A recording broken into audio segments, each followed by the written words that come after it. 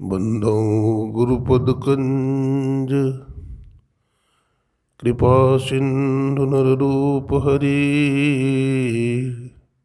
महामोहतम पुंज जासु बचन रवि कर निकर दिन को हरि सुमिरन करो रैन जाग करु ध्यान भूख राखी भोजन करो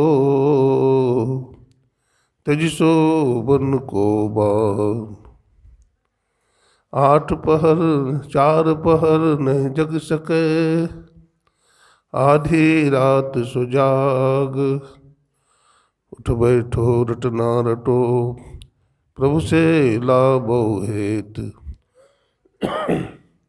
जागे ना पिछले पहर करे न गुरुमत जाप मुख फाड़े सोबत रहे ताको लागे पाप। श्री सद्गुरु महाराज की जय।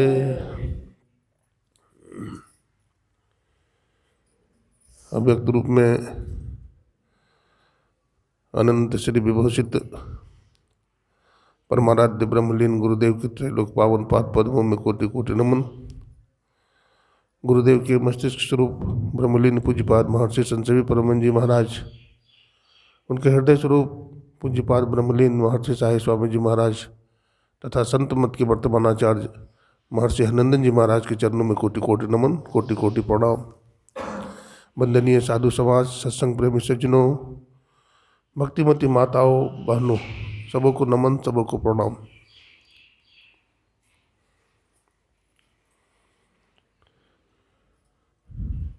चौरासी लाख योनियों में मानव का शरीर सर्वोत्तम और सर्वोत्कृष्ट है।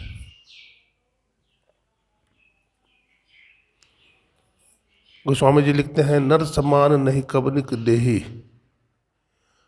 जीव चराचर जाचत देह। मनुष्य के शरीर के समान दूसरा कोई शरीर नहीं है जिसे जड़ और चेतन सभी चाहते हैं, पसंद करते हैं।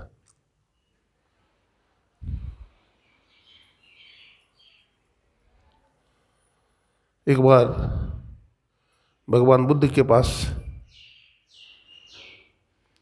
एक सज्जन पहुंचा।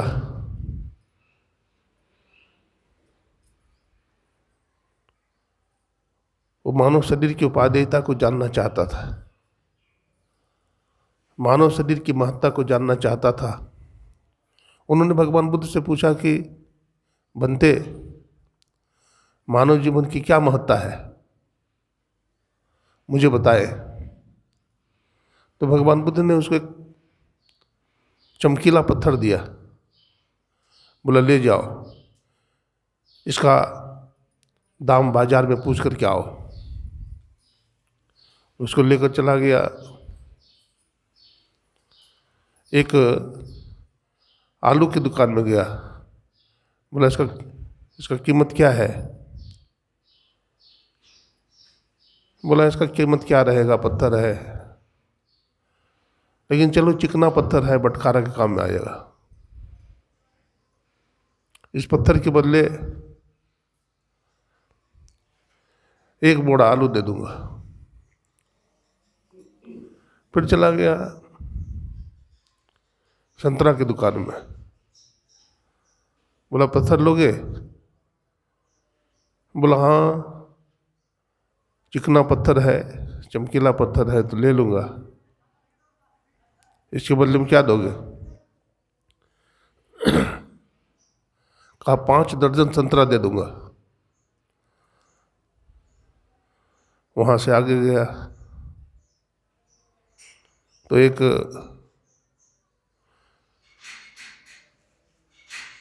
तीसरा दुकान में गया। कौन है इस टाइम में? हाँ, कौन मतलब? अच्छा, श्री सद्गुरु महाराज की जय।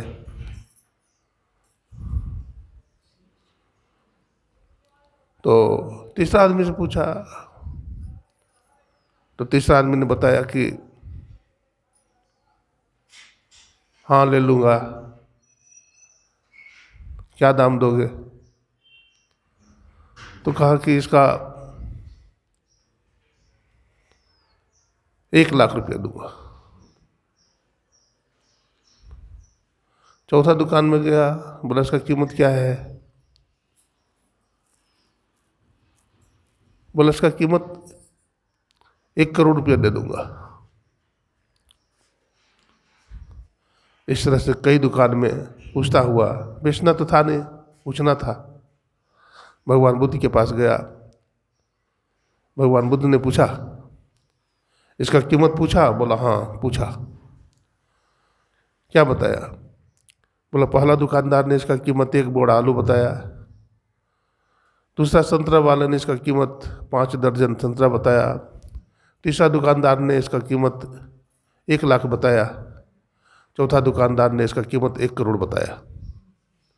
भगवान बुद्ध ने कहा, जिस तरह से अनेक दुकानदार ने इस चमकीला पत्थर का कीमत अपने अपने ढंग से बताया, मैं कहता हूँ मानव जीवन अनमोल है, इसका कीमत कोई नहीं दे सकता। मानव जीवन अनमोल है, इसका कीमत कोई दे नहीं सकता। और मानव जीवन की सफलता मोक्ष में है। साधन धाम मोक्ष करि द्वारा, अपाई निज ही परलोक समारा। और मोक्ष का दरवाजा केवल मनुष्य के शरीर में ही है। किसी भी तिरियागारी जोनी में ये मोक्ष का द्वार लगा हुआ नहीं है। मोक्ष किसको कहते हैं? मोह क्षय इति मोक्ष।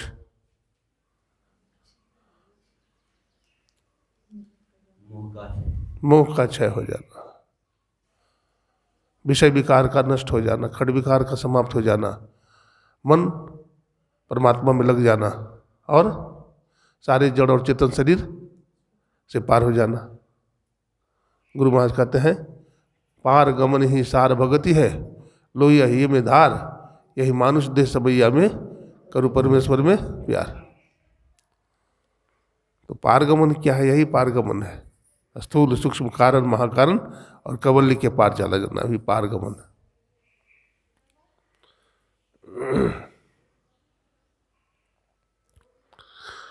आप उपनिषद पढ़ेंगे तो अनेक तरह की मुक्ति मिलती है, अनेक प्रकार की मुक्ति की चर्चा है।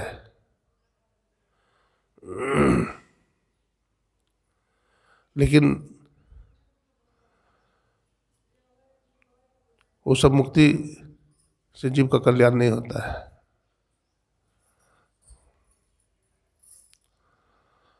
मुक्ति तो जीवन मुक्ति है, मुक्ति तो जीवन मुक्ति है, कैवल्य मुक्ति है।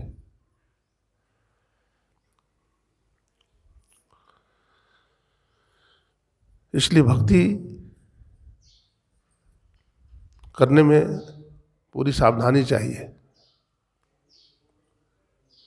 भक्ति स्वतंत्र सकल सुख खानी, बिनु सत्संग न पावे प्राणी। भक्ति स्वतंत्र थी, स्वतंत्र भक्ति करें। इसका मतलब परतंत्र भक्ति भी होता है।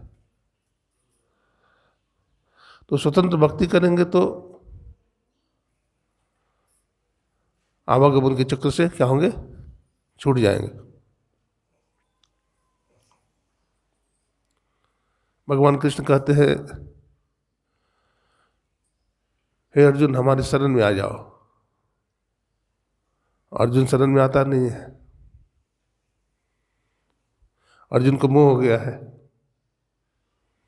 महाभारत के युद्ध में बहुत सारे बंधु बांधव को देखा, दादा भीष्म, द्रोणाचार्य, कर्ण आदि को देखा तो उसको मोह हो गया। उन्होंने कहा, प्रभु मैं युद्ध नहीं करूंगा। भगवान ने कहा, धर्म युद्ध है। देखो अर्जुन, तुम नहीं मारोगे तो भी हम इसको मार ही देंगे। ऐसे भी मरा हुआ ही है, इसलिए तू कृति को प्राप्त कर ले। भगवान की कृपा से उसका मोह नष्ट हुआ, भगवान के शरण में आया तब मोह नष्ट हुआ। नष्टो मोह स्मृति लब्धा। तो अर्जुन ने कहा कि प्रभु हमारा मोह नष्ट हो गया है, अब मैं स्मृति को उपलब्ध हो गया हूं, अब मैं आप जो कहोगे वही करूंगा। तो भगवान ने अर्जुन का रथ पार लगाया न, युद्ध में विजय मिला न।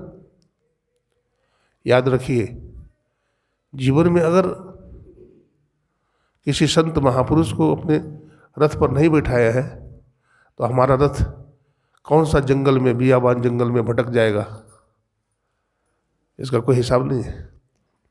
इसलिए अपने जीवन में संत सद्गुरु को धारण करना चाहिए।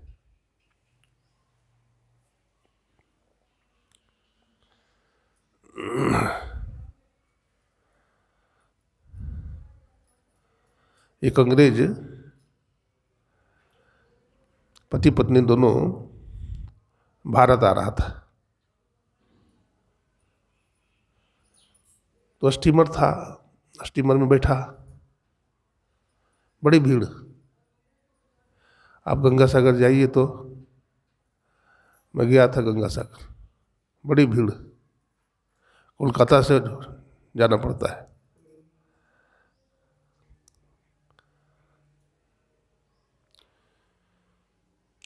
तो वहाँ स्टीमर में बैठा तो 2 मंजिला स्टीमर, पत्नी बैठ के नीचे में और पति ऊपर चला गया, बड़ी भीड़ थी। रास्ते में स्टीमर का इंजन खराब हो गया, तो पायलट ने कहा भाई देखो अब इंजन खराब हो गया है, अब स्टीमर हमारे बस में नहीं है, जो तैरना जानते हो अपनी जान बचा लो। तो उसकी पत्नी घबरा गई। वो मन में सोचती है कि हमारा पति तो भगवान का परम भक्त है, गुरु भक्त है, अगर हमारा पति अगर चाहेगा तो स्टीमर को पानी में डूबने से बचा सकता है।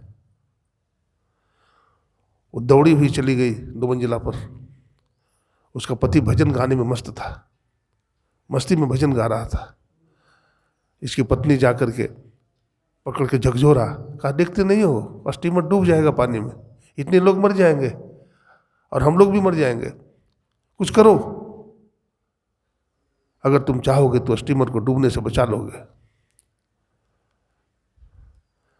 उसका पति ने चाकू निकाला और कहा मार दूंगा, भागो। तो उसकी पत्नी कहती हमको नहीं मार सकते हो आप। बोला क्यों? बोला आप हमारे पति हो और आप पर मुझको विश्वास है कि आपकी चाकू हम पर नहीं चलेगी और आप मुझको नहीं मार सकते हो। तो उसका पति कहता है तुमको संसारिक पति में इतना विश्वास है कि हम चाकू नहीं मारेंगे तुम्हें, तो हमें परम पति पर विश्वास है कि स्टीमर पानी में नहीं डूबेगा, ये बच जाएगा। तुरंत में क्या हुआ, ज्वार भाटा समाप्त हो गया, इंजन भी ठीक हो गया और जहाज किनारे में लग गया। सतगुरु करेंगे बेड़ा पार, उदासी मन काहे को करे। सतगुरु बेड़ा पार कर देंगे, उदास मत हो, मेहनत करो, ध्यान करो, सत्संग करो, करते करते अभ्यास करते करते काम बन जाएगा। टालना नहीं चाहिए, हम लोग टालते रहते हैं। कबीर साहब कहते हैं टाला टूला दिन गया अब ब्याज बढ़ता जाए, आज कहे मैं काल भजूंगा, काल कहे फिर काल, आज काल के करते ही अवसर जासी चाल। टालो ने, रोज करो थोड़ा थोड़ा अभ्यास। जो रोज करता है, बोलते हैं नाधा तो आधा, बेल बिगनी झाप डन। नाधा तो आधा। इसलिए काम को शुरू करो, अभ्यास करो। हमारे गुरु महाराज ने कहा, ध्यानाभ्यास करो सद सद ही, चातक दृष्टि बनाई हो, लखत लखत छवि बिंदु प्रभु की, ज्योति मंडल दशदाई हो। नैनों के तारे चश्म रोशन, क्यों नजर आते नहीं, रूह रोशन आत्मभूषण, क्यों गहे जाते नहीं। हमारे आंख में रूह है, ज्योति है। और गुलाल साहब ने कहा, उलट देखो घट में ज्योत पसार। उलट करके तो देखो, तुम्हारे घट में प्रकाश है। और गुरु नानक साहब कहते, घट घट अंतर ब्रह्म लुकाइया, घट घट ज्योति सबाई, बजर कपाट मुक्ते गुरुमति, निर्भय ताड़ी लाई। ताड़ी मन शब्द होता है, प्रकाश के बाद आपको शब्द मिल जाएगा।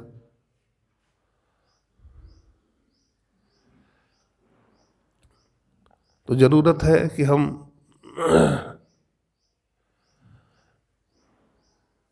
साधन करें, भक्ति करें। देखो, भक्ति में बहुत सारी बातें, सत्संग करना भी भक्ति है, ध्यान करना भी भक्ति है, सेवा करना भी भक्ति है, मंत्र का जप करना भी भक्ति है, प्रकाश मंडल की साधना करना भी भक्ति है, शब्द मंडल की साधना करना भी भक्ति है। सब भक्ति है, परा भक्ति है और अपरा भक्ति। एक राजा था, तो राजा को काम काज से फुर्सत होता है? नहीं होता है, बहुत सारा काम है।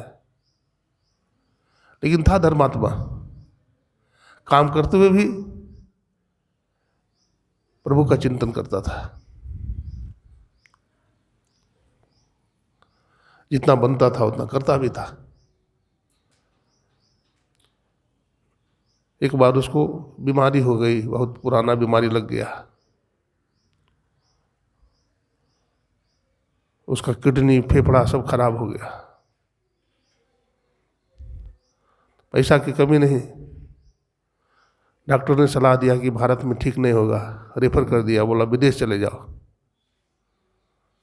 तो विदेश में इलाज हुआ, बहुत पैसा खर्च हो गया, तो भी ठीक नहीं हुआ। डॉक्टर ने जवाब दे दिया कि अब इंडिया चले जाओ, भारतवर्ष। लेकर चला आया। इतना शरीर कमजोर हो गया था कि बैठ नहीं सकता। फल का जूस लेता था थोड़ा सा पाइप के द्वारा।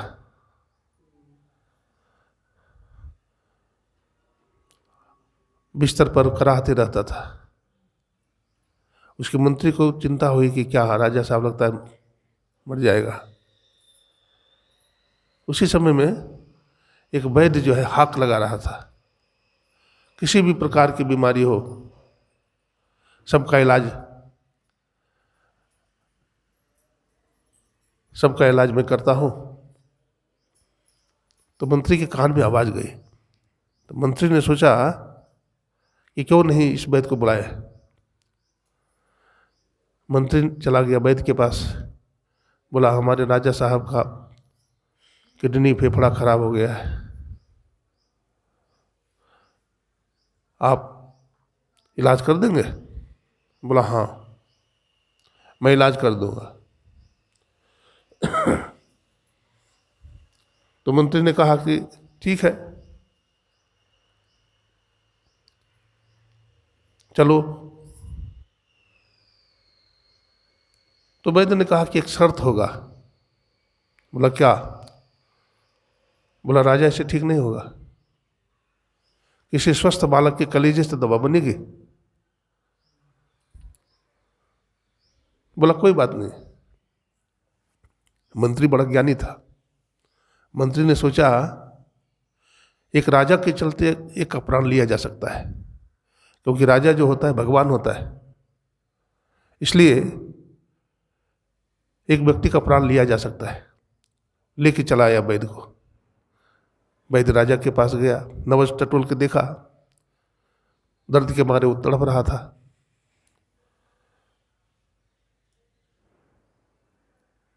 राजा ने कहा, आप मुझे ठीक कर दोगे? बोला, हाँ ठीक कर दूंगा। बोला, किसी स्वस्थ बालक के कलेजे से दवा बनेगी? राजा ने कहा, ऐसा मत करो, उससे तो अच्छा हमें ही मर जाना है, प्रजा के लिए तो मैं ही प्राण की बाजी लगा दूंगा। लेकिन मंत्री ने कहा इशारे से कि नहीं महाराज, ऐसा होगा, आप करिए। मंत्री ने कहा कि अगर राजा साहब ठीक हो जाएगा तो आधा संपत्ति दे देंगे। बोला, मैं संपत्ति तो नहीं लूंगा, मैं वैद्य हूं, हमारा धर्म है, रोगी का इलाज करना हमारा धर्म है। किसी स्वस्थ बालक को कहाँ से लाया जाए? तो मंत्री ने एक सभा लगाई। एक सभा में बहुत सारे लोग आए, मीटिंग हुई कि जो अपना बेटा को दे देगा बलि के लिए राजा को, तो राजा उसको आधी संपत्ति दे देगा। तो दुनिया में कौन ऐसा आदमी है अपने बेटा को बेचेगा? कोई है? अरे गरीब का बेटा भी उतना ही प्यारा है जितना सेठ का बेटा है। तो कोई तैयार नहीं हुआ। लेकिन संसार में भांति भांति के लोग हैं, रुचि नाम वैचित्र्यात्, अनेक रुचि वाले लोग दुनिया में हैं। एक ऐसा आदमी भी मिल गया धन का लोभी, बोला नहीं ठीक है, हमको 3 बेटा है, हैं? हमको 3 बेटा है, एक बेटा को दे देते हैं, दे देंगे एक बेटा को। तो एक बेटा को अब किसको, कौन बेटा को दे? तो पति पत्नी ने विचार किया किसको दोगे? तो माँ ने कहा बड़ा को दे दो। बाप बोलता है खबरदार, बड़ा हमको बड़ा प्यारा है। फिर बाप बोलता है छोटा को दे दो, तो माँ बोलती खबरदार, छोटा हमको प्यारा है। अब बड़ा बेटा बाप को प्यारा है और छोटा बेटा माँ को प्यारा है। अब मंझला पड़ गया चक्कर में, बोला मंझला को दे दो। तो मंझला न तो बाप का प्यारा था ना माँ का प्यारा था, वो गुरु का प्यारा था। बोला इसको दे दो, 8 साल का बच्चा। बोला ले जाओ इसको। तो जल्लाद उसको पकड़ लिया। अब पकड़ के ले जाने लगा तो बच्चा 8 साल का बच्चा था, वो माँ का आंचल पकड़ लिया। तो माँ बोलती बेटा जाओ, मैंने दे दिया है। बाप का हाथ पकड़ लिया तो बाप ने कहा बेटा जाओ, दे दिया है मैंने, जहाँ ले जाता है जाओ। तो बच्चा चला गया, उसको खड़ा कर दिया बच्चा को एक स्टेज पर, और उसको हाथ बांध दिया, कटार ले लिया हाथ में। अब उसका गर्दन काटेगा। तो लड़का सब की तरफ देखा, सबसे पहले माँ की तरफ देखा, क्योंकि बच्चा को माँ बहुत प्यारा होता है। तो माँ कुछ नहीं बोली। फिर बाप की तरफ देखा, बाप भी कुछ नहीं बोला। तो राजा की तरफ देखा, तो राजा भी कुछ नहीं बोला। फिर प्रजा की तरफ देखा तो प्रजा भी कुछ नहीं बोली। बोला ये सब तो दुनिया वाले लोग हैं, दुनिया को जो बनाने वाला है परमात्मा, वो क्या फैसला करता है? वो भी सही फैसला करता है कि नहीं? तो आसमान की तरफ देखा हो, और आसमान की तरफ जब देखा ना, तो राजा जो दर्द के मारे करा रहा था, छटपटा रहा था, वो बालक आसमान की तरफ जब देखा तो आसमान में बिजली चमकी, बादल गरजा, और उसी टाइम में राजा का दर्द ठीक हो गया। श्री सद्गुरु महाराज की जय। तलवार चलाने ही वाला था कि राजा उठ करके बोलता है खबरदार, अब तलवार मत चलाना, क्योंकि हमारा पेट का दर्द बिल्कुल ठीक हो गया है। जाको राखे साइयाँ, मार सके न कोई, बाल लंबा का कर सके जो जगवेरी होए। संसार में उसका कोई बाल बांका नहीं कर सकता जो गुरु के शरण में चला जाता है।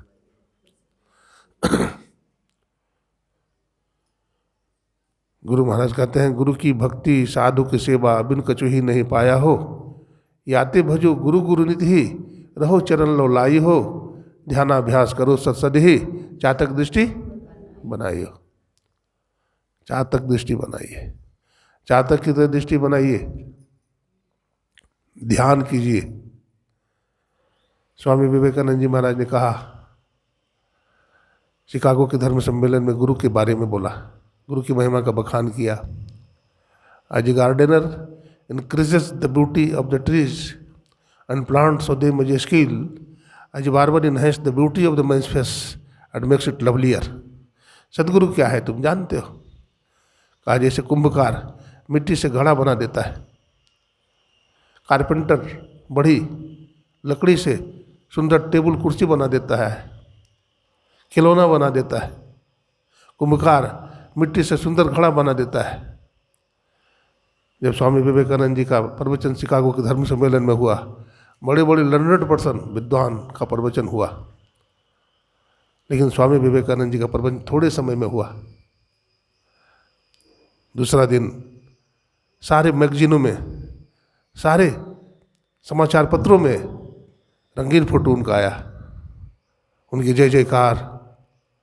स्वामी विवेकानंद जी महाराज की आंख में आंसू आ गए जब उनको पेपर दिखाया गया। तो स्वामी विवेकानंद जी महाराज गुरु की महिमा पर बोल रहे थे। लोगों ने कहा, गुरु क्या भला है, गुरु क्या है, गुरु में क्या विशेषता है? विवेकानंद जी ने कहा, तुम आज एक विवेकानंद के प्रवचन को देखकर दंग रह गए हो। अगर हमारे गुरुदेव रामकृष्ण परमहंस चाहे, आसमान में जितने तारे हैं और धरती में जितने धूल हैं, उतने विवेकानंद को पैदा कर सकते हैं।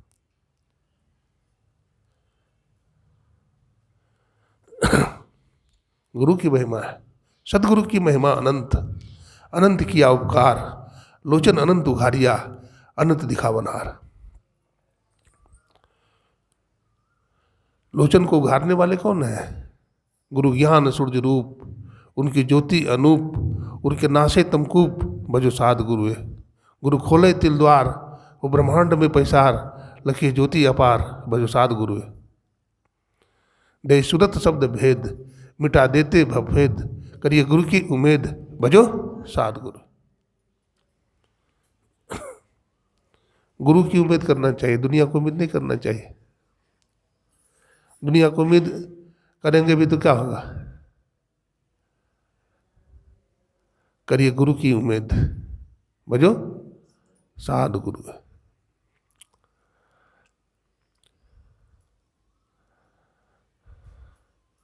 नाम जपा जग जीता साधो, नाम जपा जग जीता। इस संसार में जो नाम जप लिया वो जग जीत लेता है। देखो दुनिया में अधिक तरह का ज्ञान है, कितना ज्ञान सीखोगे? एक इंजीनियर को देखते हैं तो लगता है हम भी ऐसा इंजीनियर होते। एक बढ़िया अफसर को देखते हैं तो लगता है हम भी एक अफसर होते। एक बढ़िया गायक को देखते हैं तो लगता है हम भी एक अच्छा गायक होते। एक बढ़िया क्रिकेटर को देखते हैं तो हम भी बढ़िया क्रिकेटर होते। लेकिन मैं कहता हूं तुम अगर गुरु भक्त बन जाओगे तो सारे कलाकार तुमको प्रणाम करेंगे, हाथ जोड़े खड़े रहेंगे। एक कला में प्रवीण हो जाओ, गुरु भक्त बन जाओ, साधन करो, भजन करो। सब कला को सीखने की जरूरत नहीं, एक ही साध है सब सद है, और सब साध है सब जाए। आज इतना ही सुनाया। बोलिए प्रेम से श्री सद्गुरु महाराज की जय।